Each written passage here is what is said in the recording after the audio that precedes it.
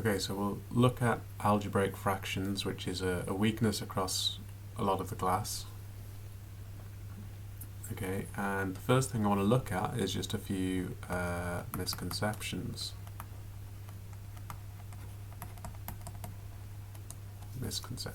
Okay, so these are errors that I've seen when marking your tests quite a lot. So let's have a look at the. Mostly they relate to simplifying. So let's look at the first sort of misconception: x plus 1 over maybe 2x plus 1.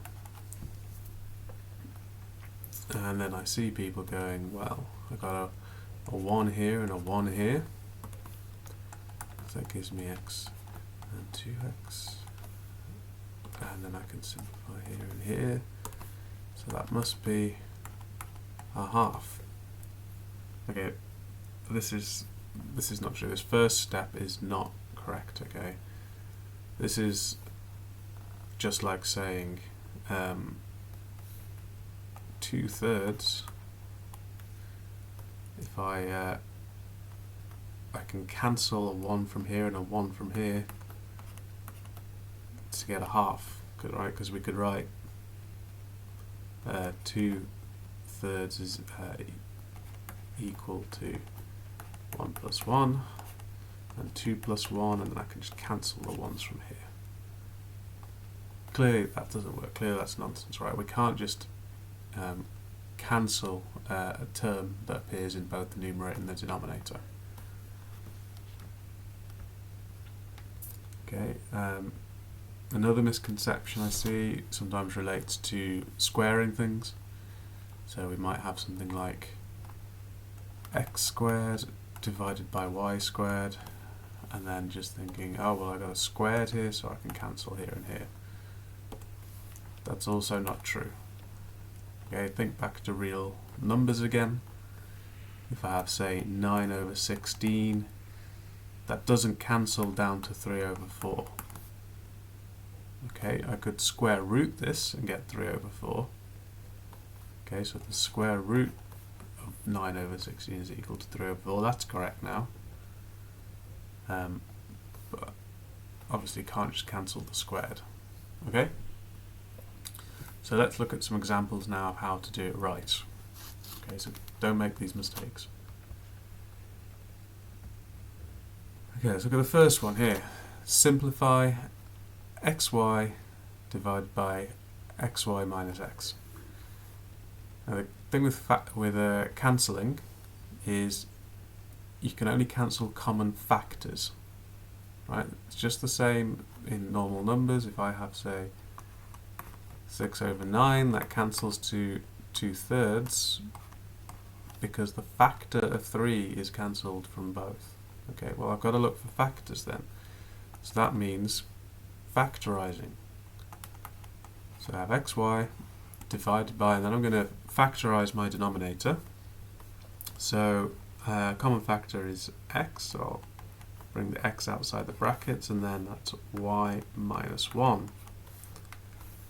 Okay, well now I can easily see what the common factor is. I've got an x and an x. So my fraction simplifies to y minus 1. Okay, good. Let's simplify another one here.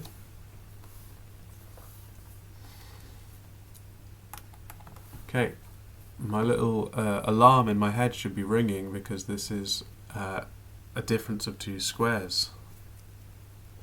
So I should immediately know how to factorise that numerator. So I've got x plus 2 and x minus 2. And then the denominator, I can factor the 3 out. I'm going to have 3x minus 2. Now it's clear what the common factor is. I can get rid of this and I can get rid of that, leaving x plus 2 over 3. That's now fully simplified. Right? To factor, because it multiplies the other term, right? There's a secret times sign here. So that's why we'd say that these are each factors of the numerator and denominator.